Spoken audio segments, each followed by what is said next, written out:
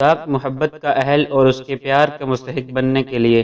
ہر مذہب نے ایک ہی تدبیر بتائی ہے، اور وہ یہ ہے کہ اس مذہب کے شارع اور طریقے کے بانی نے جو عمدہ نصیحتیں کی ہیں ان پر عمل کیا جائے، لیکن اسلام نے اس سے بہتر تدبیر اختیار کی ہے۔ اس نے اپنے پیغمبر کا عملی مجسمہ سب کے سامنے رکھ دیا ہے، اور عملی مجسمے کی پیروی اور اتباع کو خدا کی محبت کا اہل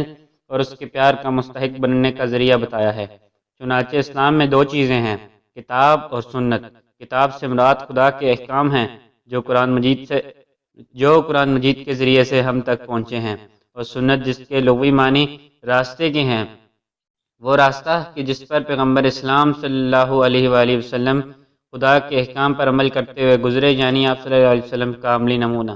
جس کی تصاویر احادیث میں بصورت الفاظ درج ہیں۔ غرض یہ کہ ایک مسلمان کی کامیابی اور تکمیل روحانی کے لیے جو چیز ہے وہ سنت نبوی صلی اللہ علیہ وسلم ہے۔ وہ تمام اشخاص جو کسی مذہب کے حلقہ اطاعت میں داخل ہوں، ناممکن ہے کہ وہ کسی ایک ہی صنف انسانی سے تعلق رکھتے ہوں۔ اس دنیا کی بنیاد اختلاف عمل پر ہے، باہمی تعاون اور مختلف پیشوں اور کاموں ہی کے ذریعے سے یہ دنیا چل رہی ہے۔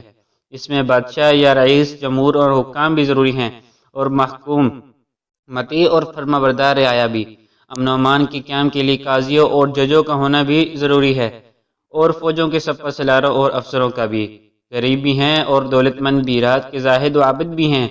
اور دن کے سپاہی و مجاہد بھی، اہل و عیال بھی ہیں اور دوست احباب بھی، تاجر اور سوداگر بھی ہیں، اور امام اور پیشوا بھی۔ غرض اس دنیا کا نظم و نسق مختلف اضعاف کے وجود اور قیام ہی پر موقوف ہے، اور ان تمام اضعاف کو اپنی اپنی زندگی کے لیے عملی مجسمے اور نمونے کی ضرورت ہے۔ اسلام ان تمام انسانوں کو سنت نبی صلی اللہ علیہ وسلم کے اتباع کی دعوت دیتا ہے۔ انسانوں کے ہر طبقے اور صنف کے لیے سیرت پاک صلی اللہ علیہ وسلم میں نصیحت پذیری اور عمل کے لیے درس اور سبق موجود ہے۔ ایک حاکم کے لیے محکوم کی زندگی، ایک دولت مند کے لیے غریب کی زندگی، اور ایک غریب کے لیے دولت مند کی زندگی کامل مثال اور نمونہ نہیں بن سکتی۔ اس لیے ضرورت ہے کہ عالمگیر اور دائمی پیغمبر کی زندگی ان تمام مختلف مناظر کے رنگ برنگ پھولوں کا گلدستہ ہو۔ ہم چلتے پھرتے بھی ہیں، اٹھتے بیٹھتے بھی، کھاتے پیتے بھی ہیں، سوتے بھی ہیں، جاگتے بھی ہیں، ہنستے بھی ہیں اور روتے بھی ہیں، پہنتے بھی ہیں اور اتارتے بھی، سیکھتے بھی ہیں اور سکھاتے بھی، مرتے بھی ہیں اور مارتے بھی، کھاتے بھی ہیں اور کھلاتے بھی، احسان لیتے بھی ہیں اور احسان کرتے بھی ہیں، اپنی جان دیتے بھی ہیں اور بچاتے بھی، عبادت و دعا بھی کرتے ہیں اور کاروبار بھی، مہمان بھی بنتے ہیں اور میزبان بھی۔ ہمیں ان تمام امور جو ہمارے مختلف افعال جسمانی سے تعلق رکھتے ہیں کے لیے عملی نمونے کی ضرورت ہے، جو ہر نئی حالت کے پیش آنے میں ایک نئی ہدایت کا سبق اور نئی رہنمائی کا درس دے۔ علاوہ ازیں وہ افعال جن کا تعلق دل و دماغ سے ہے اور جن کی تعبیر ہم اعمال قلب یا جذبات اور احساسات سے کرتے ہیں۔ ہر آن ہم ایک نئے قلبی عمل، جذبے یا احساس سے متاثر ہوتے ہیں۔ ہم کبھی راضی ہیں، کبھی ناراض، کبھی خوش ہیں، کبھی غم زدہ، کبھی مصائب سے دوچار ہیں اور کبھی نعمتوں سے مالا مال، کبھی ناکام ہوتے ہیں اور کبھی کامیاب۔ ان سب حالتوں میں ہم مختلف جذبات کے ماتحت ہوتے ہیں۔ اخلاق فاضلہ کا تمام تر انحصار انہی جذبات اور احساسات کے اعتدال اور باقاعدگی پر ہے۔ ان سب کے لیے ہم کو ایک عملی سیرت کی حاجت ہے۔ عزم و استقلال، شجاعت، صبر، شکر، توکل، رضا تقدیر، مصیبتوں کی برداشت، قربانی، قناعت، استغنا، اثار جود، تواضع، خاکساری، مسکنت، نشیب و فراز، بلند و پست، تمام اخلاقی پہلوؤں کے لیے جو مختلف انسانوں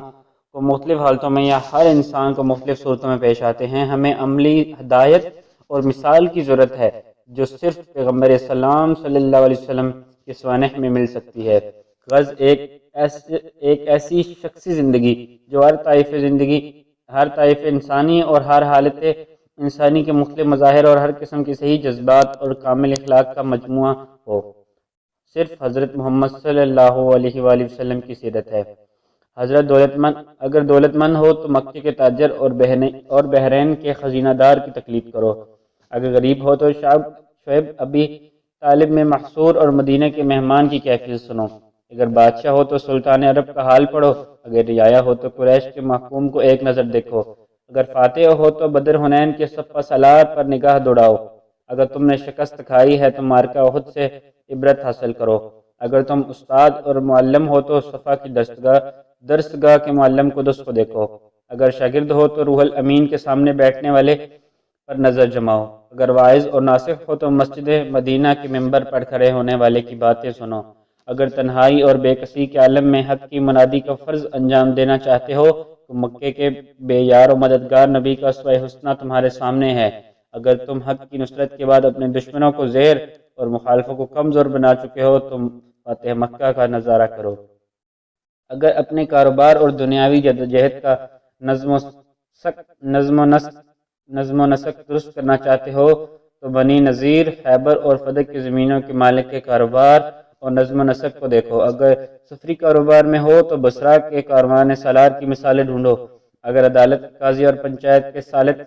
ہو تو کعبے میں نور آفتاب سے پہلے داخل ہونے والے ثالث کو دیکھو جو حجر اسود کو کعبے کے ایک کونے میں نصب کر رہا ہے۔ مدینے کی کچی مسجد کے صحن میں بیٹھنے والے کے مصنف کو دیکھو جس کی نظر انصاف میں شاہ و گدا اور امیر و غریب برابر تھے۔ اگر تم بیویوں کے شوہر ہو تو خدیجہ و عائشہ کے شوہر کی حیات پاک کا مطالعہ کرو۔ اگر اولاد والے ہو تو فاطمہ کے باپ اور حسن و حسین کے نانا کا حال پوچھو۔ غرض تم جو کوئی بھی ہو اور کسی حال میں بھی ہو، تمہاری زندگی کے لیے نمونہ، تمہاری سیرت کی دوستی و اصلاح کے لیے سامان، تمہاری ظلمت خانہ کے لیے ہدایت کا چراغ اور رہنمائی کا نور، حضرت محمد صلی اللہ علیہ وآلہ وسلم کی جامعیت کبریٰ کے خزانے میں ہر وقت اور ہمہ دم مل سکتا ہے۔ اس لیے طبقہ انسانی کے لیے، ہر طالب علم اور نور ایمانی کے ہر متلاشی کے لیے صرف رسول اللہ صلی اللہ علیہ وسلم کی سیرت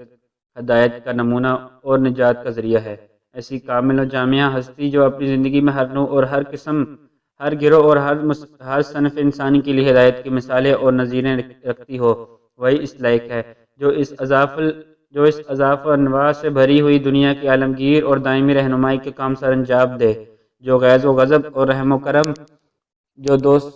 دوزخواہ اور فکر و فاقہ، شجاعت و بہادری اور رحم دلی، رفیق و قلبی، دنیا اور دین دونوں کے لیے ہمیں اپنی زندگی کے نمونوں سے بہرمند کر دے، جو دنیا کی بادشاہی کے ساتھ آسمان کی بادشاہی اور آسمان کی بادشاہی کے ساتھ دنیا کی بادشاہی کی بھی بشارت دے، اور دونوں بادشاہیوں کے قواعد و قوانین اور دستور العمل کو اپنی زندگی میں برت کر دکھائے۔ محمد رسول اللہ صلی اللہ علیہ وسلم کا وجود مبارک ایک آفتاب عالم تاب تھا، جس سے اونچے پہاڑ، ریتلے میدان، بہتی نہریں، سرسبز کھیت اپنی اپنی صلاحیت اور استعداد کے مطابق تابش اور نور حاصل کرتے تھے، یا ابر باراں تھا جو پہاڑ اور جنگل، میدان اور کھیت، ریگستان اور باغ ہر جگہ برستا تھا، اور ہر ٹکڑا اپنی اپنی استعداد کے مطابق سیراب ہو رہا تھا۔ قسم قسم کے درخت اور رنگا رنگ پھول اور پتے جم رہے تھے اور اگ رہے تھے۔ بادشاہ ہو یا گدا، امیر ہو یا غریب، حاکم ہو یا محکوم، قاضی ہو یا گواہ، افسر ہو یا سپاہی، استاد ہو یا شاگرد، عابد و زاہد ہو یا کاروباری، غازی ہو یا شہید، توحید کا نور، اخلاص کی روح، قربانی کا ولولہ، خلق کی ہدایت اور رہنمائی کا جذبہ، اور بالآخر ہر کام میں خدا کی رضا طلبی کا جوش ہر ایک کے اندر کام کر رہا تھا۔ وہ جو کچھ بھی ہو، جہاں بھی ہو، یہ فیضان حق سب میں یکساں اور برابر تھا۔ راستوں، رنگوں اور مذاقوں کا اختلاف تھا، مگر خدا ایک تھا، قرآن ایک تھا، رسول ایک تھا اور قبلہ ایک تھا۔ ہر رنگ، ہر راستہ اور ہر کام سے مقصود دنیا کی درستی، خلق کی ہمدردی، خدا کے نام کی اونچائی اور حق کی ترقی تھی، اور اس کے سوا کوئی چیز اس کے پیش نظر نہ تھی۔ یہ دنیا انسانی مزاجوں اور انسانی صلاحیتوں اور استعدادوں کے اختلاف کا نام ہے، تو یقین کرو کہ محمد رسول اللہ صلی اللہ علیہ وسلم کی جامع شخصیت کے سوا اس کا کوئی آخری اور